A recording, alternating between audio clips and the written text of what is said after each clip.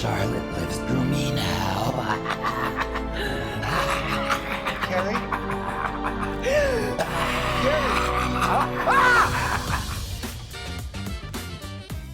Welcome back to Celebrity Sleepover, where staying in is the new going out.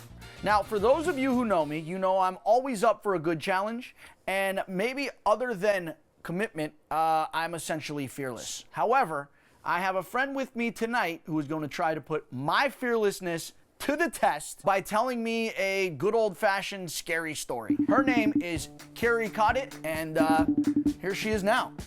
Kerry, how you doing? Hey, Johnny, how you doing? Hey, there she is. Wow, look at that. And I thought I had a set of fabulous PJs on. No, feast your eyes on this. Wow. I'm excited about hearing this scary story you're about to tell. Yeah, it's gonna get real scary. I even enlisted the help of a professional storyteller who is going to teach me to scare the pants off of you. You really think you got what it takes to scare me? I know I have what it takes to scare you.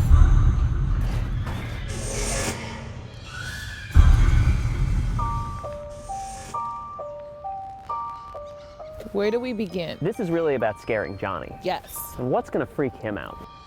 I think anything that throws him off his tough guy exterior, it's a good space to be in. This is an important thing for scary stories, to understand these vulnerabilities. Anything else that might freak this guy out? I saw a clip of Johnny on TV once, and he was in a haunted house, and he was losing it completely. There it is, there it is, there it is. Look, it's standing up on the boxes, dude. So I know for a fact that he believes in ghosts, so we could really just play on that. And what about what scares me? Because I find that whatever resonates with me on an honest level is what helps make me convincing. That's the access point.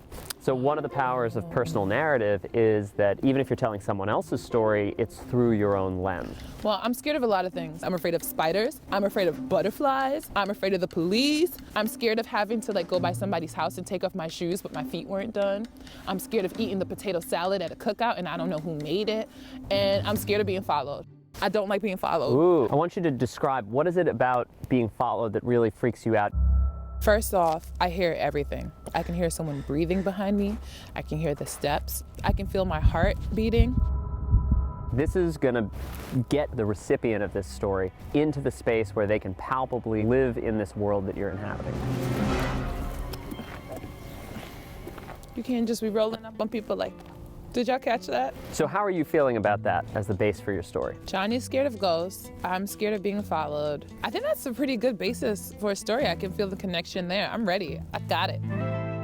Now we need a personality for this ghost. So this is the grave of Charlotte Coddett. Charlotte was coming home from her 17th birthday party in 1845 when her horse and carriage got spooked. Tossed her from the carriage, she hit her head and unfortunately died in her father's arms. Charlotte was an artist, and at the time of her death was designing a monument for her aunt who'd recently passed away. Charlotte now rests under the monument that she was designing at the time. I love that. So she made her own bed and now she lies in it? That's my character. I like Charlotte. Here she is after her 17th birthday party, so she probably died in a bomb-ass dress with a nice pair of shoes on, with her face done, hair done, everything done. Oh my God. Yeah, absolutely. And I think if we're gonna haunt Johnny with a ghost, it should be a female. Kerry, we've got all of the elements that are going to make an amazing ghost story. We've got a spooky setting, we've got a character, and we've got a theme of being followed. But now we need some flourishes to really bring this story to life. Can you give me an example of some scary voices? Yeah, I'm calling because your car has an extended warranty. That shit scares me every time. And also there's this one that comes from in my spirit. Right. It's my 17th birthday. Happy birthday to me. Happy birthday to me.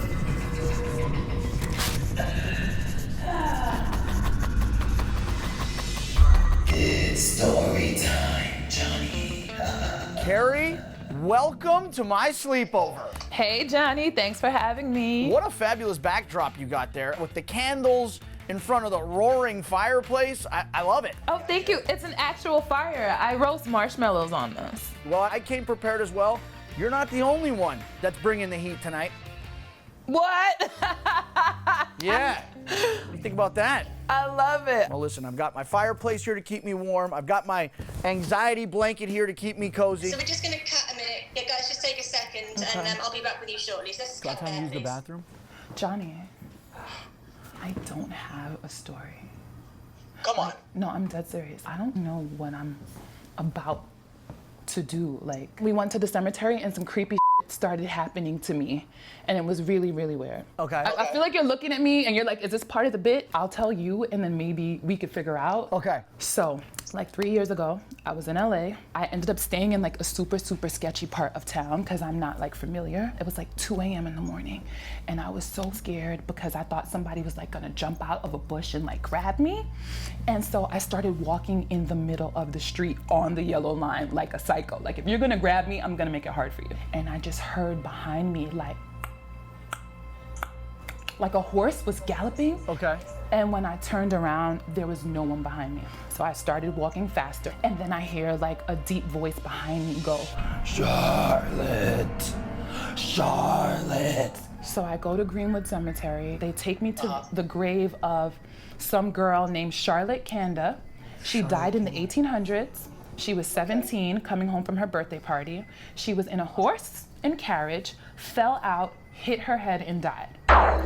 Stop. So after we leave Greenwood, I come home from the shoot, I park my car, I'm leaving, and I hear behind me, Oh no. Not the horse again. horse again. So I turn around, still nothing behind me. I go into the house. As I put my key in, I hear again, Charlotte. Charlotte. and that's when I put two and two together. Charlotte has been following me this whole time. The girl that fell out of the carriage. Yes. The hell is this? Charlotte Coddett? What? Johnny, what the? Charlotte slid into my DMs. No. The geotag location, Greenwood Cemetery. I'm actually getting chills right now. Like, I'm not even kidding. And she's tweeted at me 3 times. What's the handle? Charlotte Coddett. That is what I saw. That is what I saw. That is her. You want to know how I know you're not in on this, or this isn't some big gag? This is from it says 15 hours ago. And 15 hours ago it says, I like your purple PJs. And now it says, Johnny, I am following you. No, I'm not dealing with her. You know who's gonna deal with her? Twitter's about to deal with her because I'm reporting this tweet as threatening and abusive. You can't report a ghost, Johnny. Charlotte lives through me now. Kerry?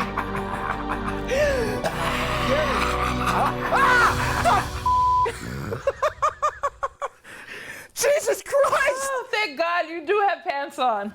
Are you okay? No, I'm not. Looks like my job here is done. Yeah, and so is your time here on my sleepover as well. Great. Mommy?